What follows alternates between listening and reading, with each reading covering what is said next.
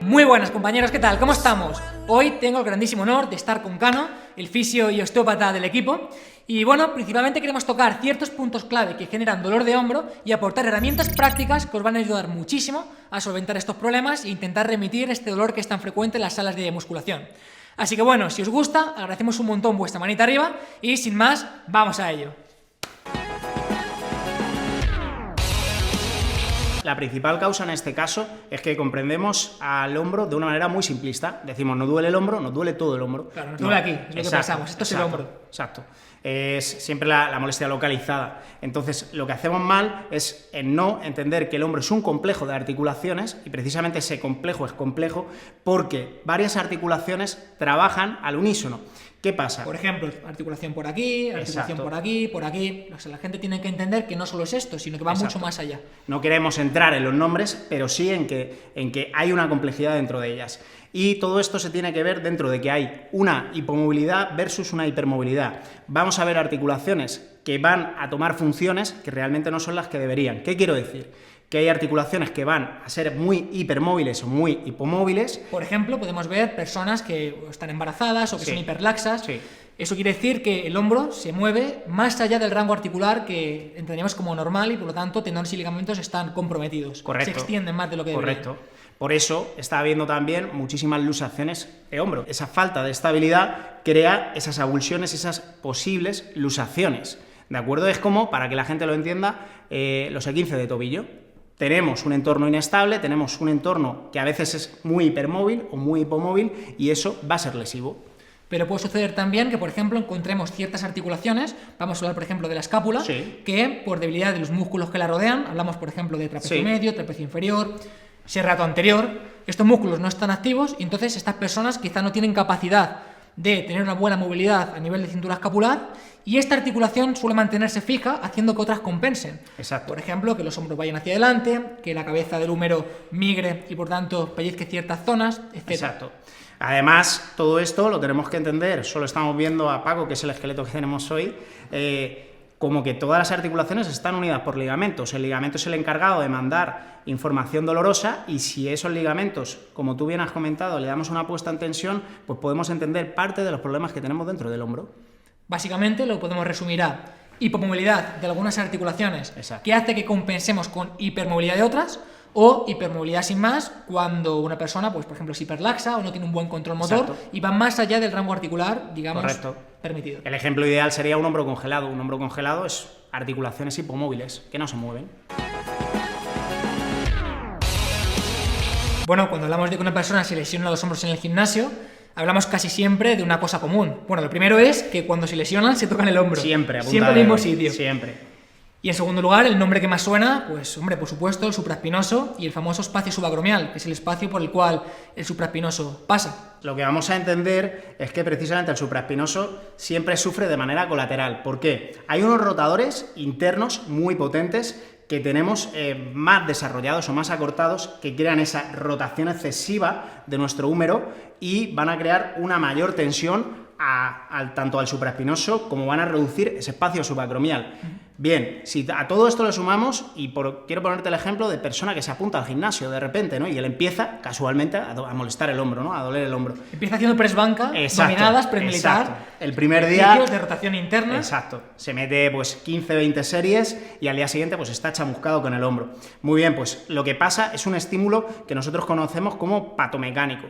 ¿Qué es esto? Pues básicamente que el tendón tiene una adaptación y tiene un tiempo de adaptación. Si nosotros damos, es decir, contracción, con una técnica que no sabemos si realmente va a ser eficiente y con esa rotación interna que tenemos ya de fábrica, pues esto va a generar esa patología tendinosa. Claro, básicamente encontramos con que muchos tendones insertan aquí, pasan por esta zona. Sí. Y además intentamos solventarlo a veces con gestos que no son adecuados. Por ejemplo, ¿cuánta gente mete un trabajo de dominadas, de dorsal ancho, para compensar un gesto de rotación interna de press banca? Y se nos olvida que el dorsal ancho inserta aquí. Correcto. En una zona muy similar. Correcto. Y que por lo tanto el dorsal ancho rota internamente el hombro. Si yo hago el gesto de rotación interna o de dorsal con Paco, el hombro va hacia adelante. Eso es. Estamos cerrando este espacio supracomial de Exacto, nuevo. exacto. Y tendríamos la patología tendinosa. Intuyo entonces que un trabajo de compensación de rotadores externos a nivel escapular es lo que va a solventar este problema. Por ejemplo, ¿qué sugieres? Tendríamos que verlo con esa visión de intentar compensar esos equilibrios entre rotación externa e interna, pero también quitar tensión de los rotadores internos. Un gran pectoral, un pectoral menor, ese dorsal ancho como gran rotador interno, tendríamos que quitar tensión y ganar movilidad activa de esos tendones para que realmente no se comprimiera todo este espacio. Claro, la cuestión es que devolvamos a su posición original o centrada la cabeza del húmero para que este espacio quede más libre. Exacto. Por ejemplo, yo creo que hay que resaltar un punto importante, y es que hay muchas profesiones en las que constantemente se está reduciendo ese espacio subacromial. Por ejemplo, un peluquero que constantemente está trabajando aquí. Exacto. Al final es una posición en la que se está pinzando, se está cerrando. O, por ejemplo, un pintor trabajando constantemente por encima de la cabeza. Sí. Eso es importante. Sí. Habría que trabajar específicamente con ellos para no sobrecargar más esta musculatura o esta zona cuando se apunta a un gimnasio. Exacto. O sea, que un pintor que pasa 8 horas pintando después vaya a hacer press banca es un desastre, seguramente. No interesaría, seguramente no interesaría. A nivel estético es lo que nos venden, pero a nivel de lo que sería funcional, sin duda no es la mejor opción. Estamos comentando que cuando a una persona le duele el hombro, casi siempre hablamos de llevarnos la mano a esta zona. Sí. Esta zona que tiene tantos tendones, que se inflama tanto, pues es la principalmente problemática y la que genera este dolor. Bueno, pues para nosotros, imagínate, sería un chollo si todos los problemas vinieran de la cara anterior, de ese supraespinoso que antes hemos hablado, pero la realidad es que se da, y mucho más frecuente de lo que la gente imagina, que son las clásicas contracturas, que todos tenemos y que todos conocemos, de, oye, me duele aquí, tengo una contractura, te notas y notas una banda tensa. Entonces, ¿qué hacen esas bandas tensionales? Pues tienen la capacidad de que cuando están activas mandan un dolor referido. ¿Qué quiere decir dolor referido? Que a lo mejor la banda está aquí, por ejemplo el infraespinoso, el subescapular, crean dolores referidos y sabemos que crean un dolor referido a la cara anterior del hombro. Entonces podemos encontrarnos con que tenemos ciertos puntos Sí. en la espalda, principalmente estamos comentando infraespinoso y subescapular, que Eso está por es. aquí abajo. Eso es, en la Y escápula. cuando ese punto gatillo, esa banda tensa, está activa, automáticamente nos duele en la parte de adelante. Eso es. Entonces, podríamos eliminar este punto de la parte de adelante o este dolor de la parte de adelante tratando directamente la parte de atrás. Que inhibiendo o quitando tensión a esta banda tensa, este punto gatillo, que lo conocemos, con una pelota, por ejemplo, se me ocurre, con una pelota de lacrosse, contra una pared o contra el suelo, aplicamos una tensión durante 90 segundos, una tensión mantenida que, ojo, no tiene que ser muy dolorosa para que esa banda tensa no se rigidifique más. Quitaremos tensión y posiblemente el dolor en la cara anterior del hombro pues disminuya o desaparezca. El plexo braquial es un conjunto de nervios, un conjunto vascular, neurovascular, que pasa y inerva hasta la mano. De hecho, son varios nervios, pero no vamos a entrar en la complejidad que ello tiene. Lo que sí quiero que la gente entienda, y sé que es complejo, pero bueno, vamos a intentar entenderlo, ¿por qué no? Es que mucha de la patología, de hecho, algunos autores hablan de que el 50% de dolores, tanto de hombro como de codo, pueden provenir del raquis cervical o de este plexo braquial. Entonces, estamos comentando que muchas veces, en el 50% de los casos, Muchas nos duele el ocasiones. hombro. Sí. Y no es ni una cuestión del hombro, ni una cuestión de un dolor reflejo, como hemos comentado antes, sino que puede ser directamente de las cervicales. Correcto. Esto se da, por ejemplo, en muchos casos en los que no tengamos un dolor mecánico y digamos, es una patología del supraespinoso, que hoy hemos hablado mucho de ella, pero a lo mejor esa persona no ha hecho ningún gesto mecánico. Hacemos una ecografía y se ve que el tendón está perfecto. Bien, y la persona sigue refiriendo un dolor, además, normalmente va a ser muy punzante, tanto dolor al mover el brazo, bien, o al revés, dolor cervical cuando el brazo se mueve. El compromiso, como antes he mencionado, a nivel muscular, bien, de este plexo braquial por unos músculos que comprimen esos nervios y que hacen que el paso nervioso no se oxigene o que todo el retorno venoso no vaya bien. Pero, por ejemplo, este compromiso a nivel cervical puede estar vinculado con el adelantamiento del cuello, malas posturas. Por supuesto. De hecho, normalmente nosotros cuando movemos el cuello siempre nos puede llegar a sonar, bueno, un compromiso cervical de la salida del nervio, que nosotros lo conocemos como el sinus de Luska, puede llegar a crear esa hiperactividad o ese dolor en una zona localizada del hombro. Y yo te pregunto, ¿cómo podemos hacer o qué consideraciones tenemos que tener en cuenta para entender, para corregir que un problema en el cuello genera dolor de hombro o cómo podemos actuar sobre él? Normalmente las patologías nerviosas tienden a ser crónicas y cada vez van a peor. Como antes te he explicado, al principio empieza con un pequeño entumecimiento de la mano, el brazo, en casi cualquier posición.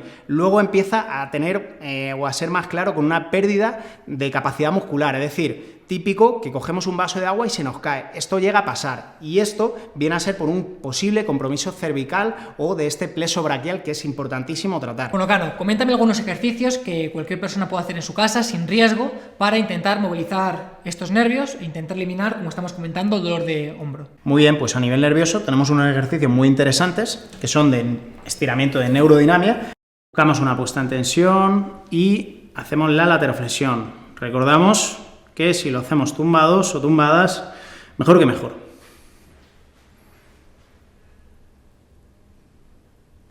De hecho, noto un calambre característico. Correcto. Se nota bastante. Es normal, es una puesta en tensión. Podríamos, desde los dedos. Exacto, hablar de que podemos tener un posible compromiso, ¿vale? El siguiente estiramiento. Y el siguiente estiramiento sería el de la desviación cubital y trabajamos ahí.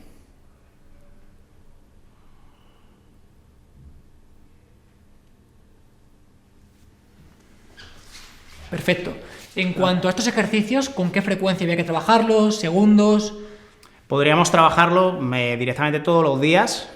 Por ejemplo, es una buena ocasión antes de dormir, antes de acostarnos, para oxigenar y liberarlos. Y las puestas en tensiones que se hacen, como los estiramientos convencionales, no hay realmente marcada una referencia, pero sí podemos hacerlo durante 30-40 segundos, cambiar al de desviación cubital e ir alternándolos y podemos trabajarlo 3-4 minutos perfectamente. Bien, Cano, entonces, a modo de resumen, podemos concluir que el punto más importante, en primer lugar, consiste en liberar puntos gatillo. Principalmente entendemos pectoral, deltoides, subclavio, dorsal ancho, es decir, músculos principalmente rotadores internos. Eso es. Y también infraespinoso, que es ese músculo que normalmente irradia ese dolor en la parte anterior del hombro. El segundo punto sería intentar movilizar y flexibilizar todas estas zonas. Correcto. Es decir, trabajar el pectoral en diferentes ángulos, en cuanto a estiramientos estáticos y dinámicos. Sí. Y muy importante también el dorsal en diferentes ángulos. Eso es. El siguiente punto sería hacer, por ejemplo, un trabajo muy interesante de neurodinamia, Correcto. movilización nerviosa.